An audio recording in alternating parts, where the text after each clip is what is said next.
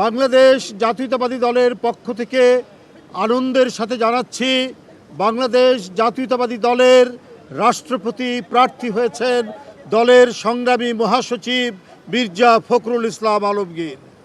বন্ধুরা আমার, কিছুক্ষণ আগে দলের সম্মানিত চেয়ারম্যান এবং প্রজাতন্ত্রী বাংলাদেশ সরকারের প্রধানমন্ত্রীর সাথে বৈঠকে এই সিদ্ধান্ত গৃহীত হয়েছে, বাংলাদেশ জাতীয়তাবাদী দলের প্রার্থী হয়েছেন মির্জা ফখরুল ইসলাম আলমগীর এবং তিনি প্রার্থী হওয়ার সাথে সাথে বাংলাদেশ জাতীয়তাবাদী দলের মহাসচিব এবং জাতীয় স্থায়ী কমিটির সদস্য পদ থেকে পদত্যাগ করেছেন। এই বিষয়টি আপনাদের সামনে আমরা সারা জাতিকে অবহিত করলাম।